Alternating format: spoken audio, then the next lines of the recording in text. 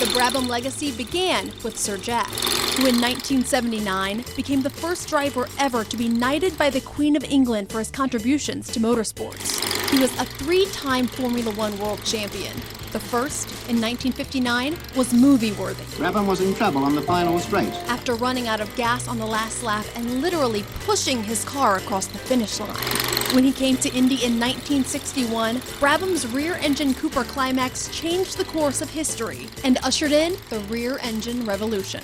Sir Jack was arguably the world's biggest name in racing at the time, but it took his oldest son Jeff until about age 10 to realize how different his family was. You know, when you go to school and, the kids ask you, what did you do over the weekend? And I used to say, well, actually I went to Belgium and watched my dad race, and then you get a kind of a funny reaction, obviously, when that happens. Although racing was their way of life, Sir Jack was strongly against his sons following in his footsteps. One, it was dangerous.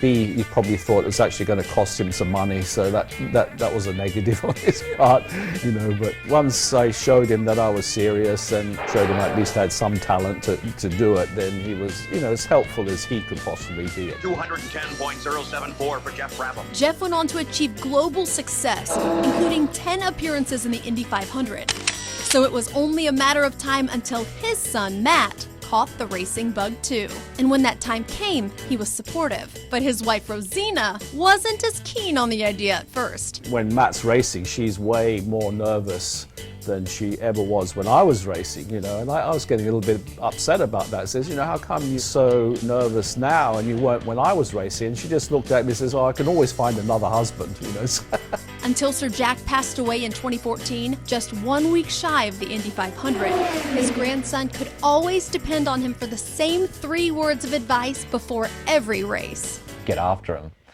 And, he wouldn't say anything about racing or the details or what I'm supposed to be doing. Every time he told me, get after him. That was it. Before the green flag dropped on Matt's Indy 500 debut in 2016, 3 generations of Brabham cars were brought together on the Yard of Bricks. It was a moment that cemented the Brabham name in history, as only one of 3 families to have 3 generations race there. His knack for racing anything with 4 wheels has since taken the youngest Brabham all over the world. Even going viral online thanks to some wild moves in the Stadium Super Truck Series. But his heart still lies in Indy. My family's won every other big race in the entire world and championship. So, to win the IndyCar championship and the 500 would just be, that would be my life complete, I think. Off track, the Brabhams are quiet and unpretentious. And if you didn't know better, you may never guess that this humble Northside family is actually racing royalty. We're just a normal family, outside the racetrack, and, people can come up and talk to us at any time, and, there's no airs or graces with us. It's what you see is what you get, basically.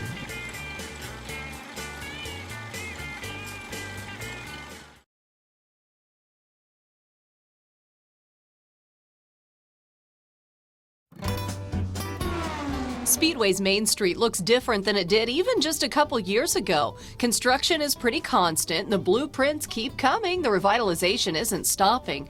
Much of it, of course, race-themed.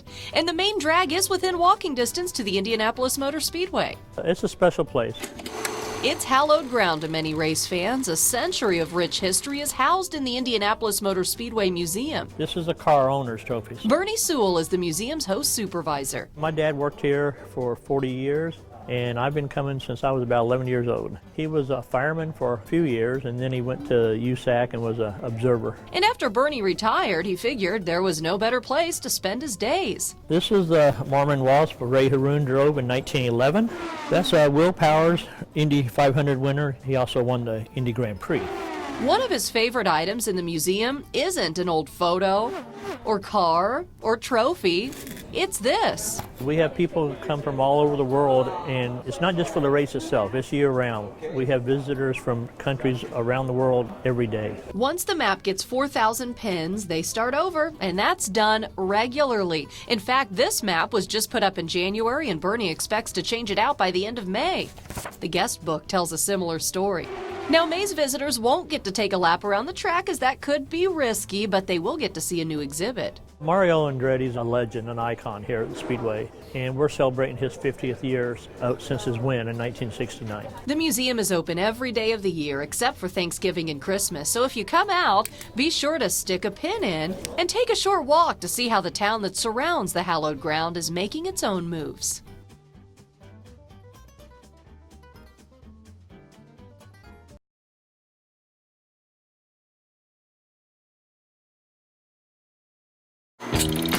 Bobby was the first Unser to make it to victory lane at the Indianapolis 500, but he was not the first Unser to race there. His big brother Jerry came to Indy as a rookie in 1958. 1 year later, he died from injuries sustained during a crash in Crashless. I think we're a family that accepts things the way they are. Sometimes you don't like them. That's for dang sure. When I talked to him the day before he passed away, he didn't think he was going to die. And he wasn't talking about that. He was talking about getting me a car to drive. Not only did Bobby get a car to drive for the Indy 500, Bobby Unser has won at Indy. he won it 3 different times. An incredible accomplishment, especially for someone who never thought he could actually win there. I really down deep didn't think that I had enough talent to come here. So I thought, wow, that's not the place for me. I'm a small town country boy, I'm doing okay. But go to Indianapolis, I didn't see it. In 1970, 2 years after Bobby's first win, He takes it, and it's all over. his brother Al made his way to Victory Circle. Here we come, though, to the checkered flag for Al Unser. Something he would do 3 additional times, And it's just hard to fathom. making him one of only 3 drivers ever to win the 500 4 or more times. Before long, his son, Al Jr., also known as Little Al, came along.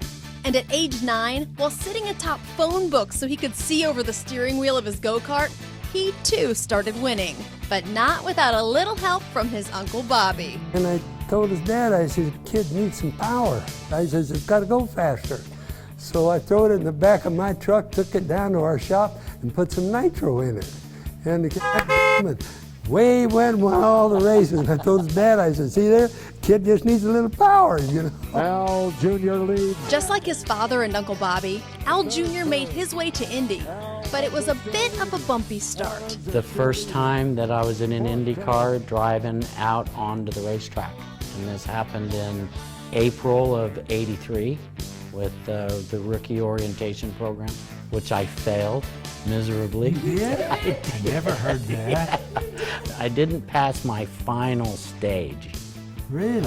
of rookie orientation. You just don't know what Indy means. Al Jr. went on to win the 500 twice, modeling his driving style after the 2 men he knew best. Well, Uncle Bobby, I felt that he wants to be the fastest all the time, in practice, qualifying, and if the car's going to break, he wants to be leading it. My dad, however, his philosophy was, the only lap I want to lead is the last one.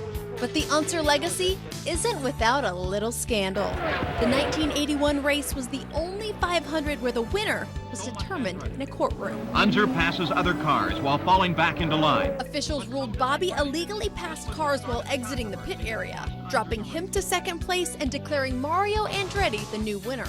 Ultimately, the results were reversed in court, giving Bobby the win and making him and Mario mortal enemies. Well, it's over with. Let me talk, Bobby. Okay, it's your turn. That was until Bobby was battling some health issues not long ago.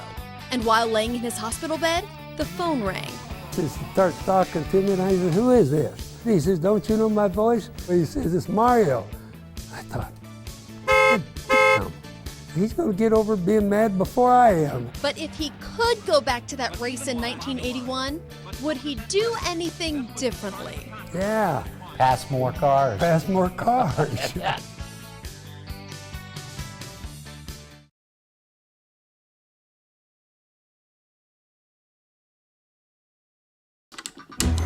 First ever 3-time Indy 500 winner Louis Meyer's wife June was a little annoyed all the racing men got together for dinner in the 40s in May, so she invited all the ladies for a potluck.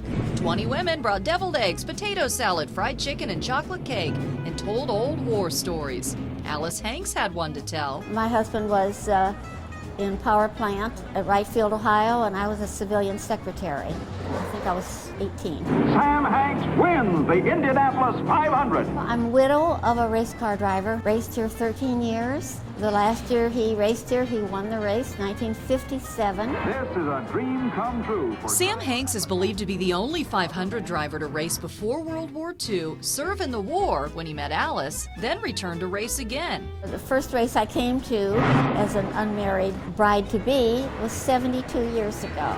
I lived in Dayton, Ohio, took the train from the station almost to the main gate. My husband became an old-timer, and then because I was his wife, I was just part of it. And before June Meyer passed away, she made the ladies promise to keep it going. There's something going through our veins that we have a feeling for each other. I've known this young girl since she was born, practically. My husband drove against her father, and that goes back to the 40s and 50s. Thanks, Linden, Forberg, and Carter. My father raced Indy in 1951. He ran 7th.